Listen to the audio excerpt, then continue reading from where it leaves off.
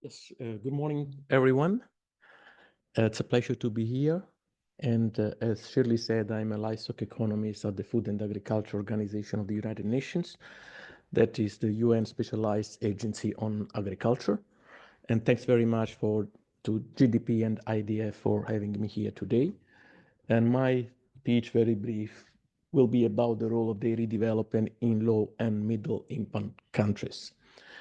And the presentation is structured in 5 parts, some facts and just one key questions, the evidence that we have about dairy, the role of dairy in developing countries, then some data method that we use to sort of systematize that evidence, major findings, and one slide with conclusions. So some facts. As you know, the World Bank every year comes out with a major publication, which is called, Prosperity and Prosperity. Sorry, you can read yourself anyway, where they present estimate of poverty levels across the world. And in 2024, there were almost 700 million people living in extreme poverty, which means living with less than 2.15 US dollar per day. And this is the poverty line in low income countries. If we look at the poverty line for middle income countries, which is 3.65 US dollar per day, then that poverty level goes up to 1.7 billion people, which is really incredible. At the same time, FAO, UNICEF, the World Food Program, IFAD, every year publish a report which is called the State of Food Insecurity in the World, which is about food insecurity. And the last estimate suggests that there are about 750 million people who face hunger. We're not talking about malnutrition. We're talking people who does not have sufficient, food to have a healthy diet. At the same time, in this context, we know that there are about 120 million dairy farmers, which means at least 500 million people living on dairy farms. And the questions we were asking ourselves, what could be the role of the dairy farm, of the dairy sector, of the dairy farmers in contributing to reducing poverty and malnutrition? So in contributing to several of the sustainable development goals. No poverty, no hunger, of course, good health.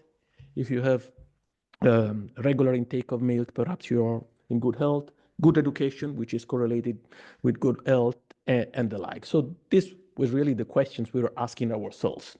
And if you go through the literature and start searching on Google or even on scientific, database, dairy and poverty, dairy, food security, dairy and gender, you end up with thousands of results. And there's plenty of papers, plenty of reports that say, well, it's very good to invest in dairy for poverty reduction. It is really great to invest in dairy for reducing hunger or for women empowerment.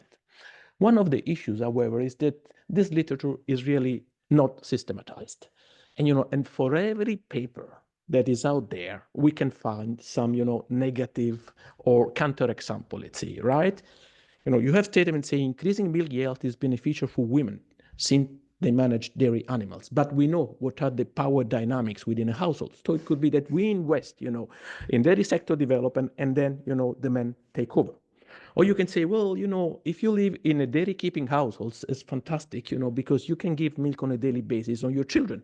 But perhaps then the children need to take care of the animals, so they don't go to school. Or you can say meal school programs are really fantastic, because then, children at school get, adequately nourished. But then at the end, at household level, the women or whoever is responsible may change, the kind of food that they're having at home. And so at the end, the impact of meal food program are not as we expect. So we thought, well, what's really the role of dairy here? And of course, we need to be aware that for every good example, there's also a, counter example. You can see this funny lady, who is celebrating her 100th birthday by smoking. So of course, for every good example, we can find a counter example. Well, we said, well, but what is the real story? So we said, okay, let's start put together, really a good chunk of data that can tell us how the dairy sector can support, social development, poverty reduction, gender equity, and food security. And so what we did, actually, we put together a data set for 187 countries, right? 97 variables, and from these 97 variables, we constructed 24 indicators. And these, indicators allow us to, first of all, describe a bit the dairy sector. How many farmers do we have? How many people live in the dairy farms, what is the average herd size, what is the milk productivity, and the like. And then we had a number of indicators instead on what are the social or potential social impact of the dairy sector. So we look at farmer income, we look, for example, at different dimensions of employment, we look at the consumption of dairy products, within the dairy households and in the broader population. We also look at what are the potential benefits for a government if the dairy sector develops. And what's important is that to try to correlate or build a model between the dairy sector and the social indicators, we tried different methodologies. And at the end, we decided to use a very simple indicator that, according to us, can, to some extent, tell us what is the level of development of the dairy sector, and that's the average milk yield in a country.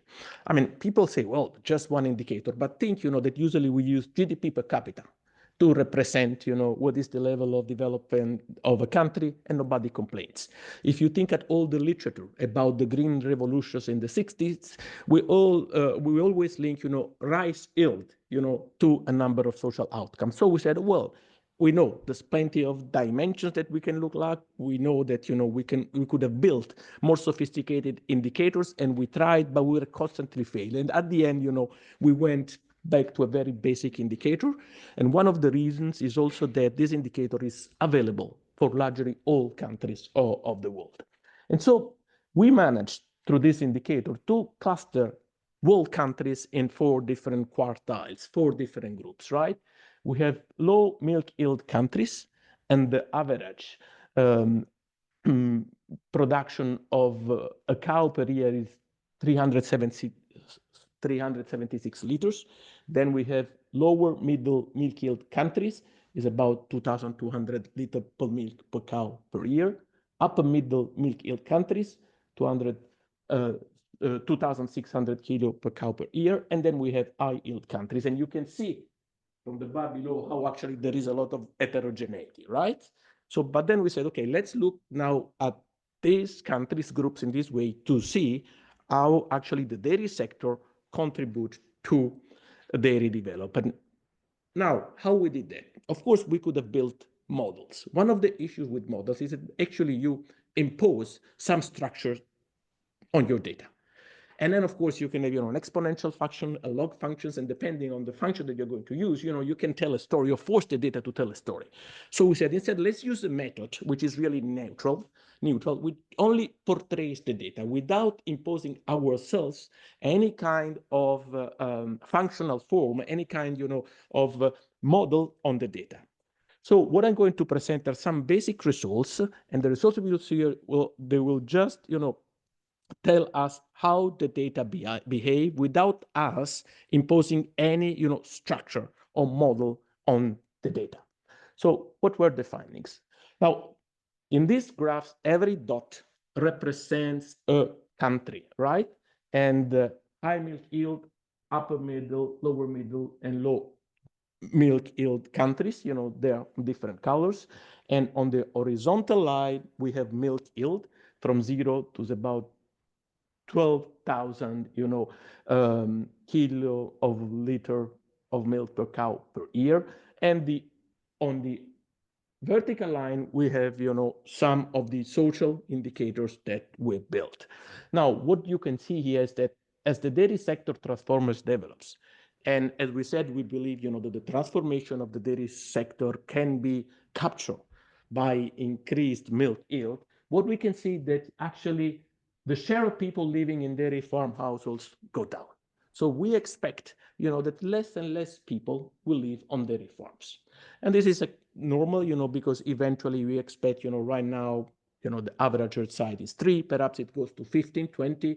Doesn't mean that the people living here, are living on farms of thousands of cows. You know, we have relatively small scale farmers, very efficient, also in industrialized economy, 50, 20, 30. It's a different scale in terms of smallholders, but we were always talking about smallholders. But the good news is that, you know, that those living in dairy farms are going to be increasingly better off.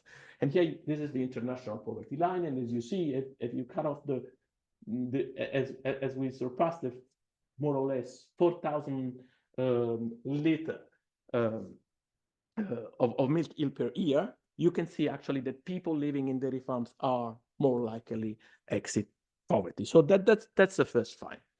The second finding that is very important is about employment, because if people go out of the dairy sector, they need to find employment. And the good news is that actually this good employment also generated in processing plants along the value chain.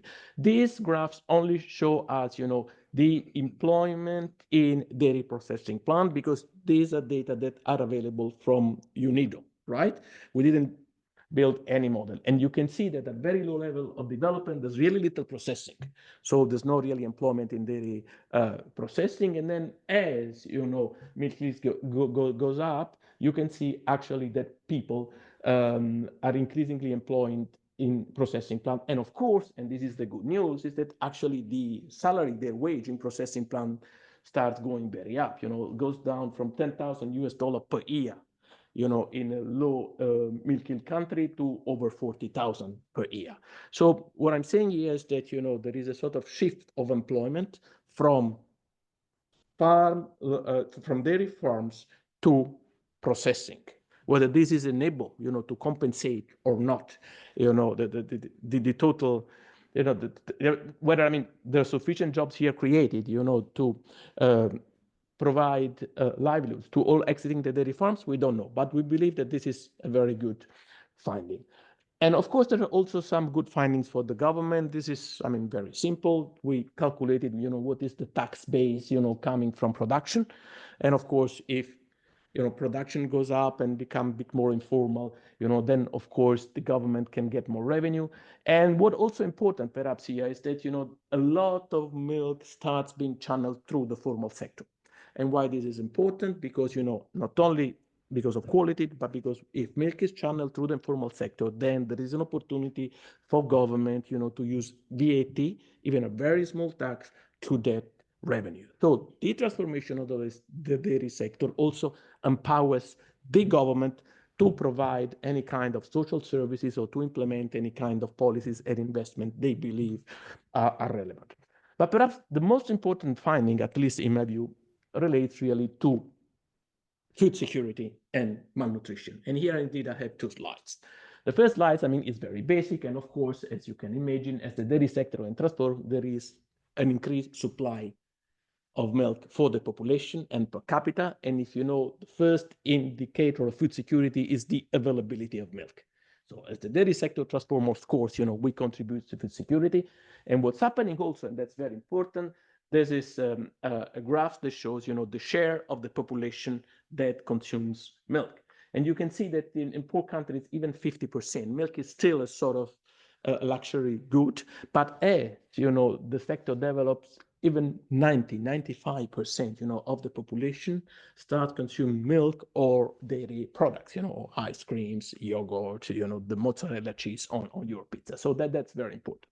But what's also, I think, is very important is to show what happens, to milk price, which is really the affordability of milk. And here you can see that how the sector develops, the price for consumers goes really down. And what you can see here is the share of daily income that the consumer need to purchase 1 liter of milk. Now, let me give an example. In Nigeria today, 1 liter of milk is about $4.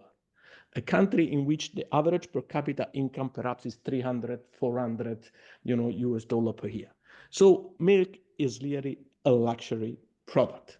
And the reason why here we can really consume milk, the majority of the population can consume milk, is that We can enter a supermarket, buy 1 liter of milk for $1 or $2, right? And this, accounts for just, 3, 1, or even less than 1% of our salary. It's not something that we need to think at.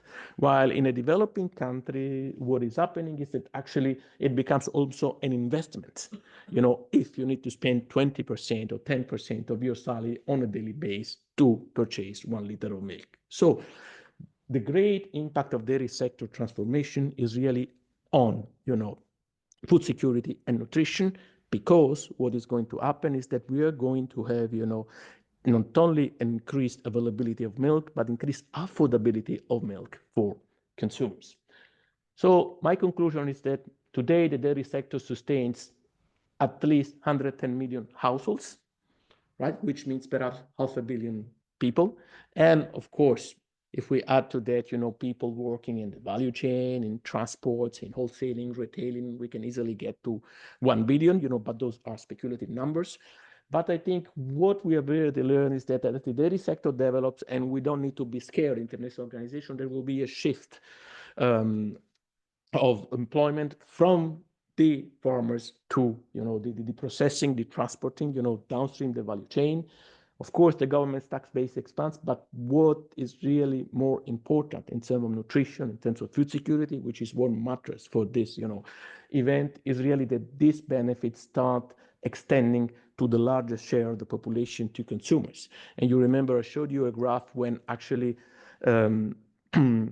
we could see that in high milk yield countries, about 95% of the population can afford easily consuming milk on a daily basis. Thanks very much for your time.